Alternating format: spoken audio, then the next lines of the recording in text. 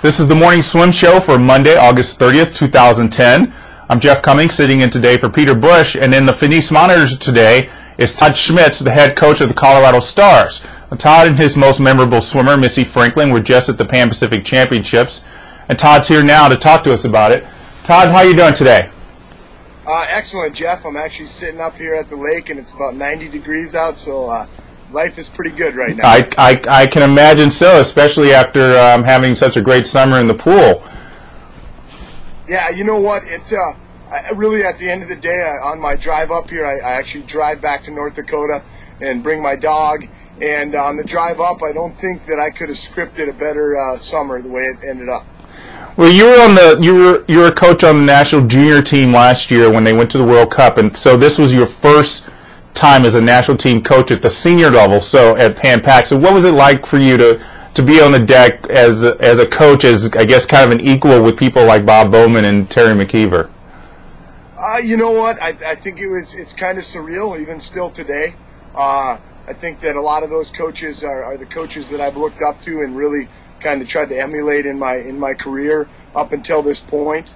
You know what? It was unbelievable. I remember myself one morning after a swimming workout in the morning and sitting with breakfast with Terry McKeever, Dave Durden, and Chuck Batchelor having breakfast, and really just sitting there listening to the conversation and really kind of just being in awe that I was sitting there really as an equal and being able to participate in such a great meet. And, you know, I'd never been part of the training camp environment, and just being around those athletes and coaches is just an unbelievable experience. What are some of the things that you're going to take from your experience at Pan Pac that you're going to take back to the Colorado Stars when you start the new season? You know what? I think being in an environment like that where the kids have already made the team and they're really kind of just trying to fine-tune some things and kind of maintain going forward for a week or two or whatever it is. And so actually the funny thing is that I probably will take out of that sometimes less coaching is better. I think that some coaches seem to think that they always need to be talking their kids through it. And the one thing that I realized that I was very fortunate to be in Missy's first training camp environment and being on the staff, so I was able to deflect some things that a younger athlete, especially her age, would probably have going through her mind, and having me there I think was definitely a benefit. But you know what, some of the other athletes, you know, like Andy Chandler was in my group, you know, coming off of the second fastest 100-yard time ever in the 100 breast. You know what, I took an approach of more of kind of sit back and watch and let Annie kind of dictate on what she needed from me, you know, what she'd ask for the feedback, and I'd give it to her where I thought that I could provide some benefit. But sometimes just kind of sitting back and just reading off splits and letting her kind of take that where she wanted it to go. So would you describe yourself as someone who likes to be more hands-on, likes to really be involved in every process of the swimmer from beginning to end? You know what, I would say yes initially, because especially this year, you know, putting numerous kids on different international teams. I just had Jordan Mattard come back from the Youth Olympics. You know, being in Singapore for 2 weeks and swimming for 7 days, you know, I definitely had the approach this summer that I need to make sure that I'm preparing all of my athletes, be it the international level or be it even in college, because I think even in a college environment, they're not going to have as much one-on-one attention. So I think that you want to give them that one-on-one so that they are getting it ingrained in what you want. But eventually, you know, when we go to a big meet, I like to just kind of, hey, warm up, you get in, and I'll be here for pace work and things like that, because that's kind of that learning process. They got to be able to know where their body's at. Do I do 100 more here or 200 more here, or do I do 200 less? You know, I think that I definitely saw that also at Pan Pacs. Definitely a million different approaches at how we're going to swim a race, how we're going to prepare, when we get in for warm-up, all those different things. And I think that showed me that each individual athlete's different, and you got to kind of let them, when they get to this level, you got to let them feel the ownership. And hey, you want to go over 10 minutes earlier, just let me know and we'll get you over 10 minutes earlier. Right. Well, let's talk about Missy Franklin. A lot of people really said that last summer was her breakout year with juniors and U.S. Open and all the times that she did there, but it seems like now this is the time where people are saying, okay, now we really want to take notice of her. I mean, she made her first senior national team with Pan Pacs, and now she's going to be swimming at World Championships next year, the 200 backstroke, which brings up another question is, do you know if she's going to be able to participate in the 400 free relay as an alternate based on her time from nationals? Well, you know what? I'll cover that one first. The 400 free relay, she is sitting in that 6th spot. It really depends on who all accepts and declines. I do think that, to the best of my knowledge and looking at how many girls ended up with doubles on the team, I do think that they'll call in that 6th place time in that 100 free spot.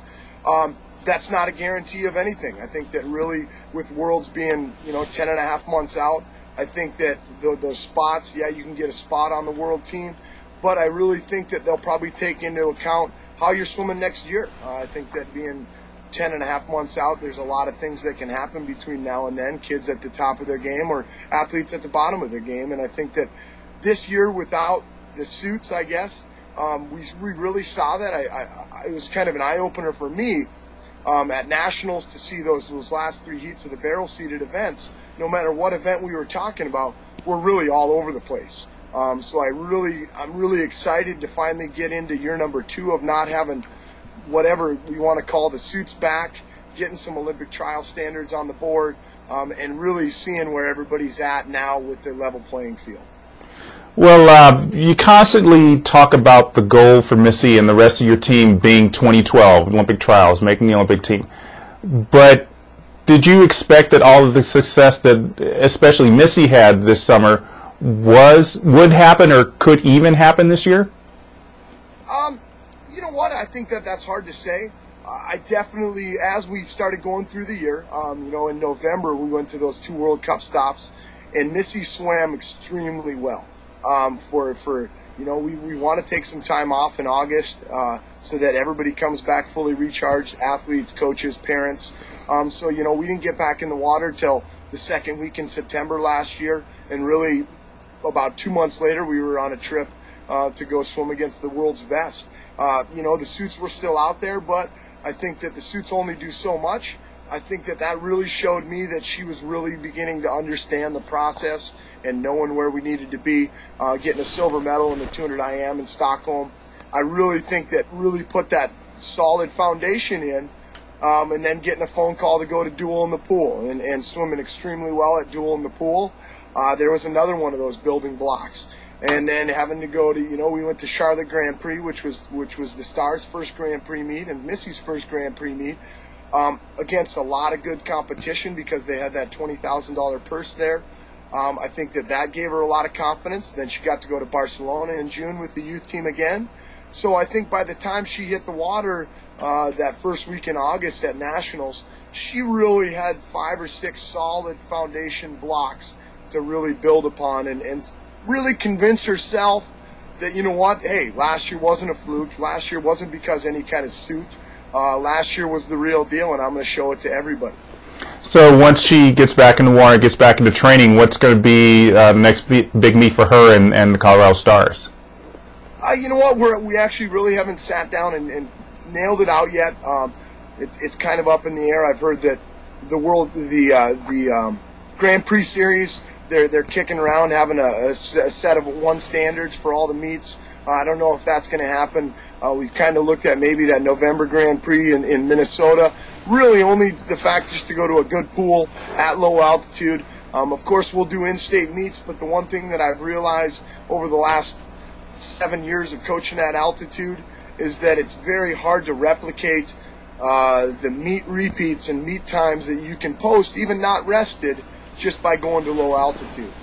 So I definitely am understanding that there is a value to that, because even though it's at altitude and these kids have all grown up at altitude, I think it's hard for them to go swim the 200 IM and be 7 seconds off their best time at an altitude meet, versus if we went to the Minnesota Grand Prix, not even rested, we probably could be within 3 or 4 seconds.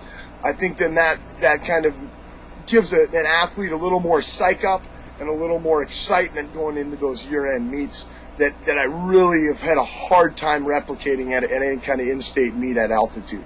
Do you find, are you the type of coach who wants your swimmers to race a lot, or do you kind of want just to keep them in training a lot?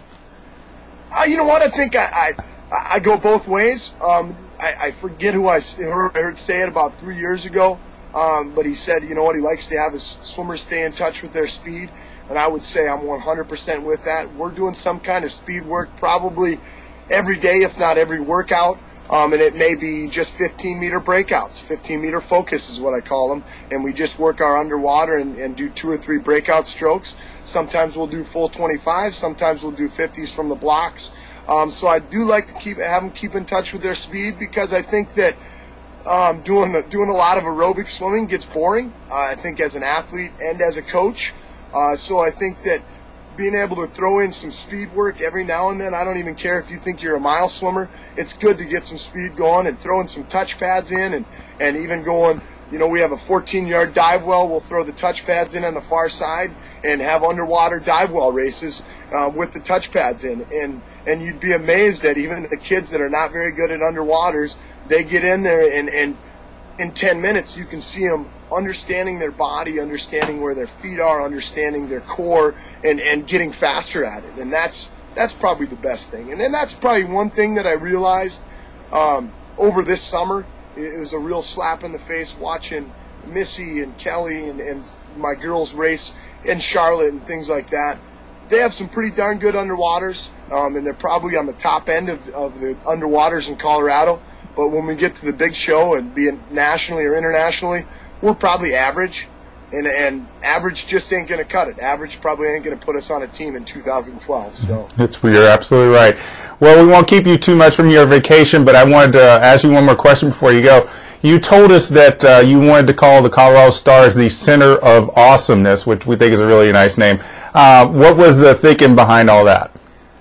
Oh, you know what? Actually, I was talking to a buddy of mine, Patrick Nally from ASU, from Sun Devils, and we were talking about it, and you know, we were talking about the centers of excellence and all those things, and we both just said, hey, let's call ourselves the Center of Awesomeness. And you know, I think that the centers of excellence are great things, but I don't think that, what I'm really trying to get at, I think, is I don't want anybody to think that there needs to be a name on some kind of club, or be it whatever it is, to be good. I think that I'm proving that in Aurora, Colorado, that I don't need to be at low altitude. I don't need to have a 50-meter pool at my disposal to make a good group of kids that are willing to motivate each other and listen to what their coach says and to get better. And I think that that's probably the best thing that has happened over the last 2 years, is that I'm kind of proving everybody wrong, that you don't have to be in California or Florida or North Baltimore. You can do it right in your own backyard. It just depends on what you want to do and the sacrifices you're willing to make. Well, I think that's a good lesson for a lot of age group teams that are probably wishing that they did have the resources you were talking about at some of those centers. So it's obviously you guys are doing great, Todd. Thanks for joining us today from your vacation in North Dakota. We appreciate it. Thanks a lot, Jeff. You guys have a good day, and I love your show. All right, we'll see you around soon. Thank you. All right, that's Todd Schmitz, head coach of the Colorado Stars, and that's our show for today. I'm Jeff Cummings. Thanks for watching.